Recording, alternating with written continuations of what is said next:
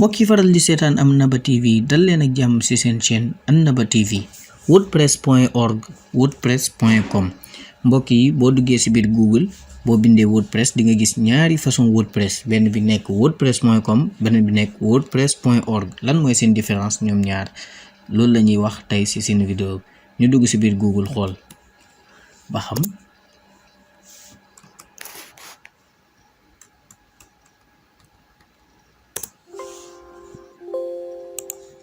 Donc comme ni ngeen ko gisee nii dugg neen ci biir Google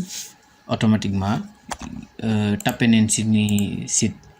barre de recherche bi directement gis neen fii nii fr.wordpress.com naka noonu beneen page bi fr.wordpress.org lan mooy différence entre ñaari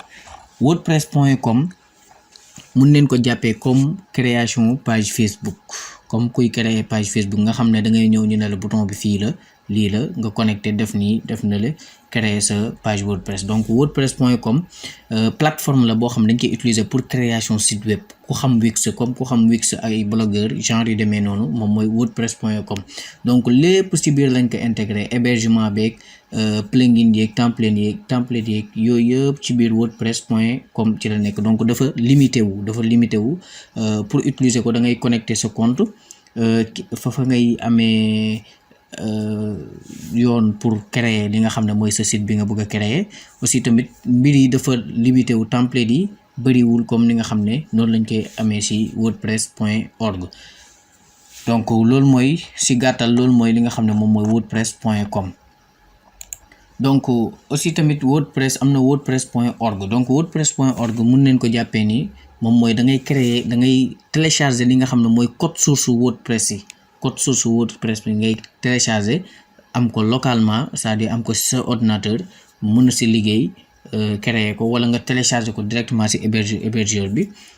mun cee liggéey donc wordpress.org moom moo gën a bëri ay mbir gën a bëri ay fonctionnalité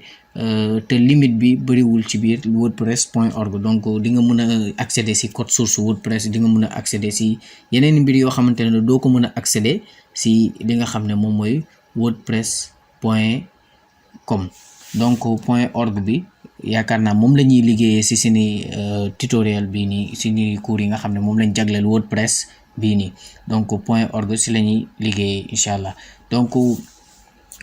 kon ci kaw gàttal daal logiciel plateforme site wala site bi nga xam ne moom la wax wordpress.com pour créer site web la mais comme ay Wix la ak yu demee noonu soo créer sax d'abord sa lien bi automatiquement daf la koy générer defal la ci sa nom de site bi teg ci WordPress soo jëndee nom de domaine bu soogee dañ voilà donc loolu mooy wordpress.com wordpress.org nag moom da ngay mën a am li nga xam ne moom mooy document fichier WordPress yëpp nga héberger ko ci sa site web wala yu demee noonu donc ci kaw gàttal donc wordpress.org boo ko utiliser yow lépp daanaka site bi yow yaa ko moomal sa bopp yow yaay fay hébergement dugal ut sa benn héberger fa sa site web bi plugin yi yaa koy télécharger genre loolu yëpp yow yaa ci taxaw bi maanaam yow yaay liggéeyal sa bopp ci lépp mbir yu bari mais bu fekkente ne wordpress.com moom mbir yu bari moom moo la koy liggéeyal taxawal la ci donc loolu mooy différence bi nga xam ne moom moo nekk ci WordPress ñaari WordPress yi